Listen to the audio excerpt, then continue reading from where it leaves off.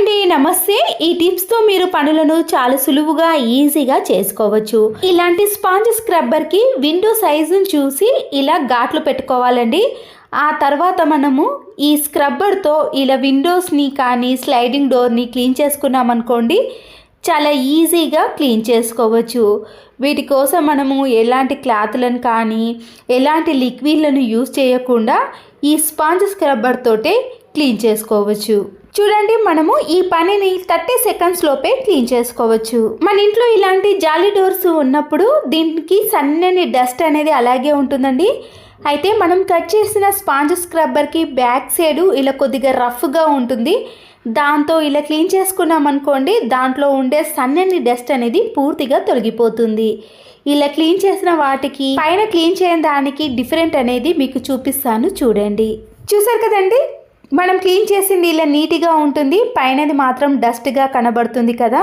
ఇంట్లో ఇలాంటి dressing table పైన మరకలు కానీ మబ్బుగా కనిపించినప్పుడు వైట్ వెనిగర్ ఉంటుంది కదండి, ఇలా అద్దం పైన కొద్దిగా వేసి హాఫ్ నిమ్మ తొక్కను కట్ చేసి ఇలా అద్దం పైన అంతా కూడా రుద్దేసేయండి. ఇలా రుద్దేసిన తర్వాత మనము ఏదైనా ఒక పొడి క్లాత్తో క్లీన్ చేసుకున్నామనుకోండి, అద్దం అనేది చాలా నీట్గా కనబడటమే కాకుండా ఎలాంటి మరకలైనా ఈజీగా తొలగిపోతాయి. కర్రీ చేసేటప్పుడు కానీ లేదా గిన్నెపై ఇలా మూత పెట్టినప్పుడు ఆ మూత చిన్నగా ఉందనుకోండి, ఆ గిన్నెలో పడిపోతుంది కదా, తీయాలంటే చాలా ఇబ్బంది పడుతూ ఉంటాము. ఒక స్పూన్ తీసుకొని ఒక 1 సైడ్ మాత్రమే ఇలా గట్టిగా ప్రెస్ చేసామనుకోండి, ఆ మూత అనేది వచ్చేస్తుంది. ఒక నిమ్మకాయను ఇలా రౌండ్గా కట్ చేసుకున్న తర్వాత ఇలా వీడియోలో చూపించిన మాదిరిగా ఈ నిమ్మకాయను ఇలా రివర్స్లో తీసేయండి. ఇలా తీసిన నిమ్మకాయలో ఇంకొక రౌండ్ పీస్ని పెట్టేసామనుకోండి, చూడడానికి చాలా అందంగా కనబడుతుంది. ఏదైనా ఇలా డ్రింక్స్ చేసేటప్పుడు ఇలాంటి గ్లాస్కు పెట్టామనుకోండి, చాలా నీట్గా ఉంటుంది. ఇంట్లో ఇలాంటి చిన్న చిన్న ప్లేస్లో మనము టిష్యూ పేపర్తో కానీ క్లాత్తో ఇలా హ్యాండ్ని లోపలికి పెట్టి క్లీన్ చేయలేకపోతాం కదండి. ఇలా ఒక హ్యాంగర్ని తీసుకొని టిష్యూ పేపర్ని ఇలా రెండుగా మలుచుకొని అది ఊడిపోకుండా ఉండటానికి ఇలా ప్లాస్టర్ని వేసిన తర్వాత మనము ఇలా హ్యాంగర్తో క్లీన్ చేసుకున్నాం అనుకోండి, ఇలాంటి చిన్న చిన్న ప్లేస్లో ఎంత డస్ట్ ఉన్నా కూడా చాలా ఈజీగా వచ్చేస్తుంది. ఆన్లైన్లో ఆర్డర్ పెట్టినప్పుడు ఇలాంటి బబుల్ పౌచ్ కవర్ వచ్చినప్పుడు వేస్ట్ అని పడేస్తాం, కానీ మన ఇంట్లో ఉండే సెల్ ఫోన్స్ని ఇలాంటి బబుల్ కవర్లో పెట్టేసి ఎక్కడికైనా తీసుకెళ్ళినప్పుడు కానీ హ్యాండ్ బ్యాగ్లో పెట్టుకున్నప్పుడు లైన్స్ కానీ గీతలు పడకుండా ఉంటాయి. అంతే కదండి, మనము బైక్ మీద వెళ్ళే వాళ్ళకు ఫోన్ను ఇలాంటి పౌచ్లో పెట్టి ఇచ్చామనుకోండి, ఫోన్ కింద పడ్డా కూడా పగిలిపోకుండా ఉంటుంది. వాష్రూమ్లో మంచి సువాసన కోసం ఇలాంటి ఓడోనిల్స్ని వాడతాం కదండి. అయిపోయినాక ఈ ప్యాకెట్ని పడేయకుండా కొద్దిగా కాటన్ని ఇలా వెడల్పుగా చేసుకొని మన ఇంట్లో ఉండే కంఫర్ట్ని వేయండి.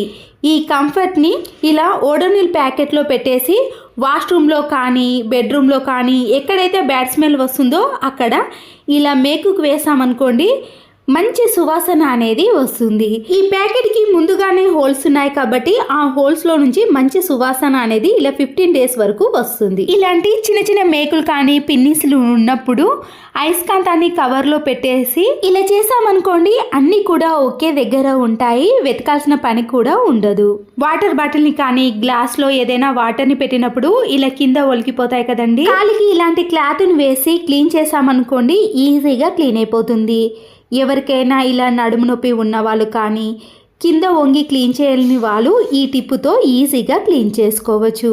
మాప్తో కూడా క్లీన్ చేసుకోవచ్చు, కానీ మాప్ని నీట్గా క్లీన్ చేసి మనము ఆరబెట్టుకున్నాం అనుకోండి, ఇలా చిన్న చిన్న వాటికి ఈ టిప్ అనేది యూజ్ అవుతుంది. ఆయిల్ క్యాన్స్ కానీ బాటిల్స్ని క్లీన్ చేయాలంటే చాలా ఇబ్బంది పడతాం కదండి.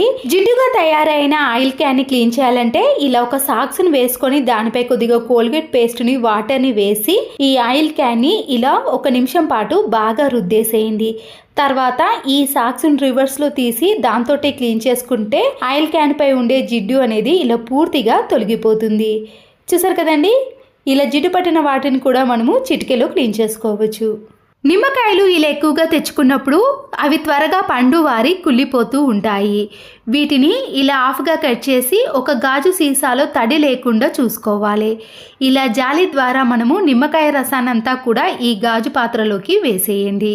ఇలా స్టోర్ చేసుకునేది మనము 6 months వరకు కూడా యూస్ చేసుకోవచ్చండి. పులిహోరలకు కానీ మనము ఇంకే దేనికైనా యూస్ చేసుకోవడానికి ఈ టిప్ అనేది యూజ్ అవుతుంది. ఆనియన్ని కట్ చేయడానికి నైఫ్ను కానీ కత్తిపీటను యూజ్ చేయాల్సిన అవసరం లేదండి.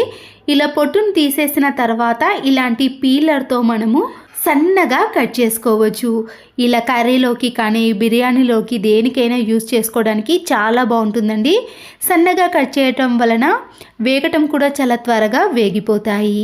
అల్లంపై ఉండే పొట్టును తీయాలంటే చాలా టైం పడుతుంది కదండి. ముందుగా అల్లాన్ని ఇలా 2-3 సార్లు వాటర్తో క్లీన్ చేసామనుకోండి, దానిపై ఉండే మట్టి అనేది పూర్తిగా తొలగిపోతుంది.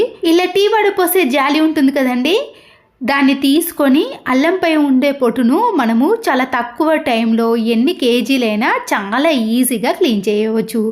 దీనివల్ల అల్లం తీయటం వలన చేతులు మండటం అలాంటివి అస్సలకే జరగదండి. చాలా ఈజీ ప్రాసెస్లో అల్లంపై ఉండే పొట్టును తీయగలుగుతాం. ఈ టీ వడపోసే జాలి అనేది ఇలా గట్టిగా ఉండాలండి. అప్పుడే మనము తీయడానికి వీలుగా ఉంటుంది. డోర్స్కి కానీ ఇంట్లో ఏదైనా టేబుల్స్కి ఇలాంటి మేకుల్ని బిగించడానికి స్క్రూ డ్రైవర్తో ఇలా తిప్పుతున్నప్పుడు ఈ మేక్ అనేది ఇలా పక్కకు జరగటం కానీ మన చేతి నుండి కదలటం లాంటివి జరుగుతూ ఉంటాయి. పప్పు రుబ్బే జాలి ఉంటుంది కదండి, దాన్ని ఇలా పెట్టేసి ఎక్కడైతే మేకును బిగించాలనుకుంటున్నామో అక్కడ ఇలా స్క్రూ డ్రైవర్తో తిప్పేసామనుకోండి, అది కదలకుండా డైరెక్ట్గా ఆ హోల్లో నుంచి ఇలా మేకును ఈజీగా బిగించగలుగుతాం. మేకును మనము సుత్తెతో బిగించేటప్పుడు కూడా మన చేతికి తగలకుండా ఉండాలంటే పప్పు గుత్తిలో మేకును పెట్టేసి సుత్తెతో బిగించవచ్చు. ఇలాంటి వల్ల మన చేతికి కూడా ఎలాంటి ఇబ్బంది ఉండదు. అంతే కదండి, ఇలా మేకును బిగించేటప్పుడు అది కదలకుండా ఇలా స్టిఫ్గా ఉంటుంది కాబట్టి ఈజీగా మేకును నిమిషాలలో బిగించవచ్చు. చూసారు కదండి, ఎవరి సహాయం లేకుండానే ఇలా నేను మేకును బిగించాను. అంతేకాకుండా ఇలాగే మనము మేకును తీయాలంటే కూడా ఎక్కడైతే మేకు ఉందో అక్కడ ఈ హోల్ని పెట్టేసి దాంతో స్క్రూ డ్రైవర్తో తింపేసామనుకోండి, మేకును కూడా ఈజీగా తీయగలుగుతాం. ఇలా మేకును బిగించాలన్నా మేకును తీయాలంటే ఇలాంటి హోల్స్ ఉన్న పప్పు గుత్తిని యూజ్ చేసుకోవచ్చు. కబోర్డ్స్ మధ్యలో ఇలాంటి చిన్న గ్యాప్ ఉంటుంది కదండి, దాంట్లో డస్ట్ అనేది ఇలా బాగా పట్టినప్పుడు పాడైపోయిన ఒక టూత్ బ్రష్ని తీసుకొని ఇలా క్లీన్ చేసామనుకోండి, దాంట్లో ఉండే డస్ట్ అనేది పూర్తిగా వచ్చేస్తుంది. ఎంత చిన్న గ్యాప్లో ఇలాంటి డస్ట్ ఉన్నా కూడా ఇలాంటి మామూలు బ్రష్తో ఈజీగా క్లీన్ చేసుకున్నామనుకోండి, కబోర్డ్స్లో ఉండే గ్యాప్లు కూడా చాలా నీట్గా కనబడతాయి. అంతేకాదండి, ఇలా బెడ్ మధ్యలో కొద్దిగా గ్యాప్ ఉంటుంది కదా, దాన్ని కూడా మనము ఇలా బ్రష్తో క్లీన్ చేసుకున్నాం అనుకోండి, దాంట్లో ఉండే డస్ట్ కూడా ఈజీగా వచ్చేస్తుంది. ఇలా అప్పుడప్పుడు క్లీన్ చేసుకుంటే మన ఇల్లు కూడా చాలా నీట్గా ఉండటమే కాకుండా ఎలాంటి డస్ట్ కూడా ఉండదు. ఇంట్లో ఇలా వేస్ట్ అని పడేసే వాటిని కూడా చాలా బాగా యూజ్ చేసుకోవచ్చు. ఈ యూస్ఫుల్ టిప్స్ నచ్చినట్లయితే తప్పకుండా లైక్ చేసి మీ ఫ్రెండ్స్కి రిలేటివ్స్కి షేర్ చేయండి. మరో వీడియోతో మళ్ళీ కలుద్దాం. Thanks for watching.